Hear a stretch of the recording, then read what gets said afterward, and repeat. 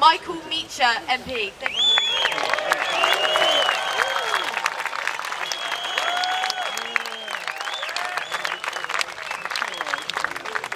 Thank you very much indeed. I'm here obviously because I'm outraged by Bilderberg, but more particularly,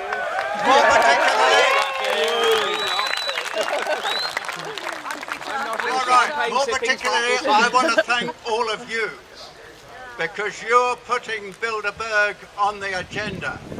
And if there's one thing that ought to be on the agenda, it's what is happening in that hotel over there. Yeah.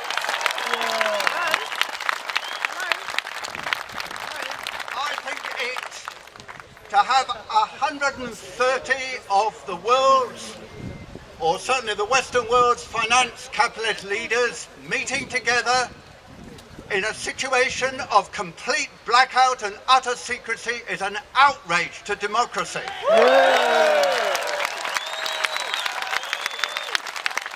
But let us be clear, democracy in our civilization is on the slide. It isn't the democracy that we knew 40, 50 years ago. It's very different.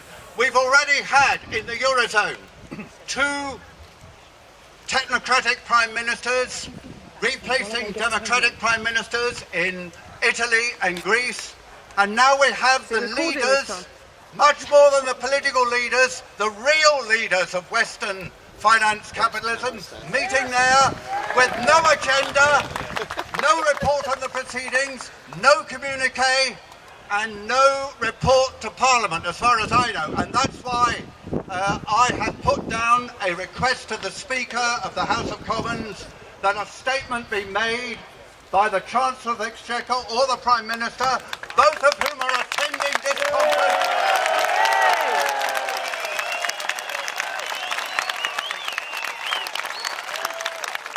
They're not attending in a personal capacity, they're attending in an official capacity. And on that basis, they should report to Parliament. And we are demanding that. But look, friends, just contrast that with what happens when David Campbell goes on our behalf to Brussels along with the other heads of state. It's all out in the open, the press is there, it's reported usually on the Saturday and the Sunday. We all know exactly what's going on. That's the way it should be. And exactly the same when they have their Davos conferences at Switzerland every winter. Again, it's completely open. We all know, we think we know anyway, broadly what is going on. But this time it is very different. Why? Well, I can only speculate because I haven't been there. Not yet anyway. But I don't think I have a chance. Anyway, my God. The point is, what is significant? Why do they want secrecy? That's the question that we need to ask. It is not just a cosy chat. You don't get people coming thousands of miles who are the leaders of the European Commission, who are the president of the World Bank or the WTO or the IMF, all coming here, not because they want to have a cup of tea in a Swiss hotel, but because they want to have complete frankness in their discussions. They want to have serious policy making, and in the state of current capitalism, they want to concert their plans. And it may be pretty brutal. I can well understand that that is what they're discussing. But the fact is, if they are discussing those things, the one group of people who ought to be involved is us, because we are the ones.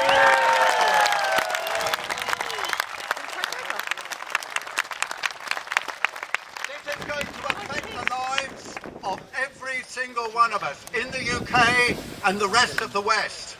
These are the people who are deciding our future, our livelihood, our jobs, and if you look at the bedroom tax, even our homes. So it's about time that we had this opened up.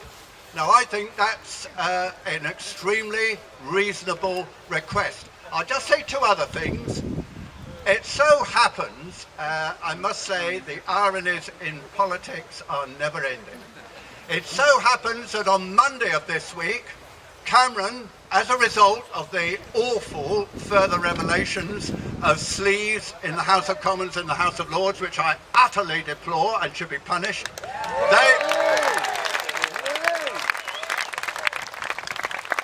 Cameron decided there was going to be a crackdown on lobbyists, and there was going to be transparency, and there was going to be an end to corruption. So how is it that at the end of the week, the biggest lobbyist group in Western capitalism meet in total secrecy?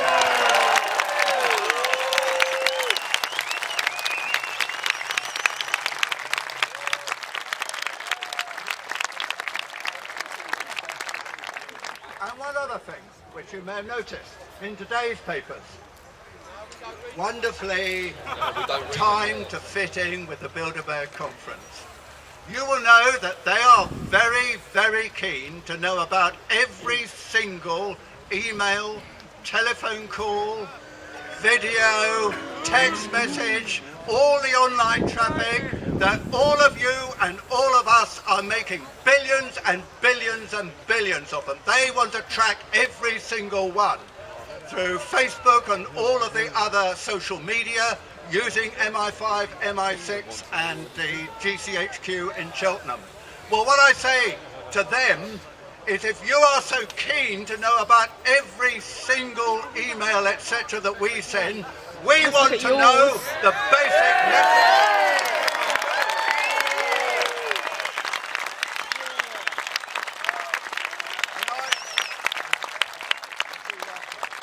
I'll just leave you with one final thing. I think what they should be discussing, and I bet they are discussing, is the one single biggest issue affecting the Western world, indeed the whole world, including China, and that is prolonged austerity. It is the single biggest issue which affects us all, and we should be involved in that. Now, let me say, the obvious thing is to look for an alternative to austerity. Why? Because the policy, even in its own terms, is failing. Because the decline in government tax receipts as a result of lack of growth exceeds the cuts in public expenditure which the government manages to make. That means the budget deficit under current policies is actually increasing, not declining.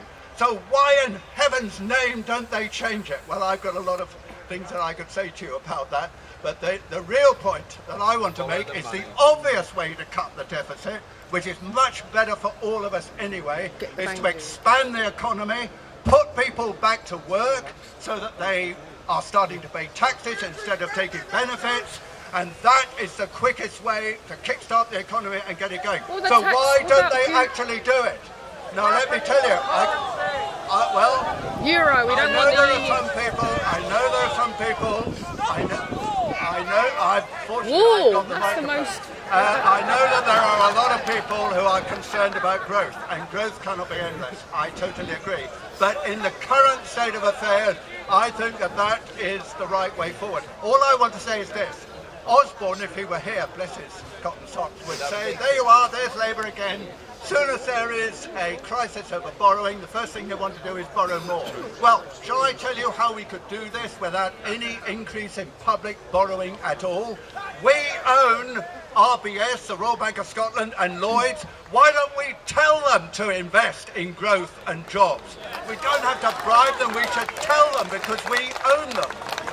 Secondly, we've got this thing that no one understands called quantitative easing. What it means is electronic printing of money. We printed £375 billion of money and given it to the banks. Have we seen any results out of that? No, we haven't. Why instead don't we use a much smaller proportion of that and invest directly in manufacturing, in industry and services and create the jobs and growth that we and the rest of the Western world needs? But this is my very final point. I'm a politician after all, they always go on. The fact is, the best way to deal with this crisis is to tax the rich. Did you hear that? I said the best way to deal with this crisis is to tax you lot. I will ask you one final question. Just think, in the last 4 years since the financial crash, which has caused all of us to have to tighten our belts some disastrously. What would you say has happened to the 1,000 richest persons in the UK? They got richer! Next question. Just 1,000 persons, we're talking about 0.003% of the population, absolutely minuscule number. How much has their wealth increased? Well, you won't know. This comes from the Sunday Times Rich List. Their wealth has increased by £190 billion in the last 4 years. Just 1,000 people. I think we have a message for them.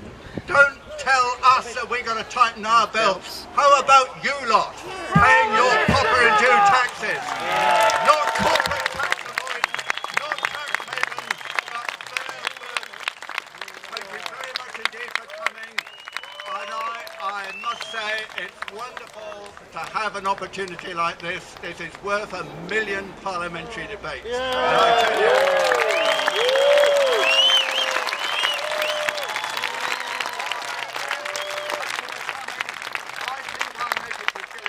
all power to your elbow. Thank you.